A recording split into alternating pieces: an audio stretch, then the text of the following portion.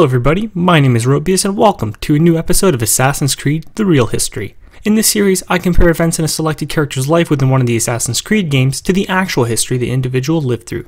As always, beware of major story spoilers. For today's episode, we will be taking a look at the one-time Commander-in-Chief of the 13 Colonies, Edward Braddock. As is customary, I'll begin this episode by sharing with you his pre-game history, which will inform us on his background prior to AC3, then his in-game history, which we see depicted in the game, and lastly we will analyze the differences between what happens in the game to the real historical events of the individual's life. Starting with the pre-game history, Edward Braddock was born in January of 1695 and was the son of Major Colonel Edward Braddock of the Coldstream Guards. Being raised in a military family, Edward quickly enlisted himself into the army and joined his father's regiment in the post of ensign when he was 15 years old in 1710. Following 6 years of good service, and thanks to his connections through his father, Edward was promoted to the rank of lieutenant of the Grenadier Company sometime in 1716. As his military career continued, another marking moment was his promotion to the rank of captain and lieutenant colonel of the army in the year of 1736. His promotions continued as he grew older, eventually reaching the rank of major in 1743, and then the rank of lieutenant colonel of the regiment in 1745. On February 17, 1753, he was made the colonel of the 14th Regiment of Foot, and in 1754 he reached the prestigious rank of Major General. Following this last promotion, Braddock was sent to America with the goal of participating in the newly erupted French and Indian War. He and his troops landed in Hampton, Virginia, in early 1755. Meeting with the other generals and colonial governors of Congress, plans were set on how the British would respond to the latest attack. It is believed that it may have been around this time that Braddock received his nickname of Bulldog, in reason of his British descent, his arrogance, his violence, and his ill-tempered behavior. However, it is a debated fact among historians. It would technically be around this period of his life where we first met Braddock in Assassin's Creed 3, when Haytham initially arrived in the New World and was one of Braddock's fellow Templars. Historically, once the planning for the war was set in April, a variety of attacks had been prepared. Multiple generals would strike at different locations, while Braddock was designated with the duty of leading an expedition against Fort Duquesne at the forks of the Ohio. In this time, there was no confrontation between Edward and Haytham concerning the release of John Pitcairn, since Haytham was evidently a fictional figure. Although there was initially confusion to this mission, due to the fact that certain resources weren't delivered by the colonials, the Braddock expedition finally set off with some volunteer troops to bolster their numbers, which included George Washington, who served as an officer. During the expedition, part of his forces were divided, and so Braddock and some men led the company, while the rest fell behind.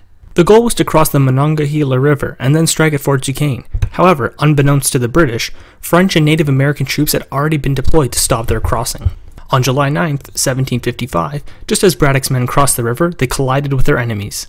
Initially, the British took the advantage, firing off their muskets and killing many Canadian militiamen, and even one French commander. However, the combined French and Native American forces reacted in an unexpected way, charging right into the British lines from multiple areas instead of firing, which caused a great deal of chaos in the British ranks. This led to many English casualties in reason of crossfire. Braddock's men were in disarray, and their lines began to break, with some soldiers retreating, eventually crashing into the remaining British troops which they had left behind earlier. As the chaos went from bad to worse, Braddock tried to rally his men, and was partially successful until he was shot in the chest and mortally wounded.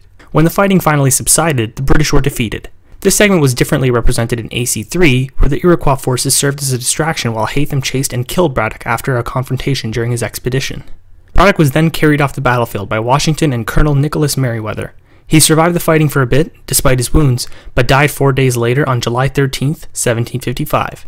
It is said that prior to his death, Braddock left Washington his sash, which the eventual President of the United States kept as part of his uniform and attire for the rest of his life. In summary, there weren't many differences between Edward Braddock's actual life and his representation in Assassin's Creed 3. Firstly, there was no conflict between Haytham Kenway and Braddock concerning the release of the arrested John Pitcairn. Secondly, Braddock was not a fellow member of the Knights Templar, evidently, since the order had already historically ceased to exist. Thirdly, Braddock wasn't initially ambushed by Haytham before being attacked by the Iroquois forces. Instead, he was attacked by the joint forces of the French and Native Americans on his way to Fort Duquesne. Fourthly, Edward was not killed by Haytham Kenway, but was instead shot by an unknown soldier during the battle, which led to his eventual death 4 days later. Lastly, when Braddock died, he was actually in his 60s, instead of being younger as he was depicted in AC3. Overall, even with these differences, Edward Braddock was rather well represented in Assassin's Creed 3, as his violent personality was a centerpiece of his persona, which was well demonstrated in the game.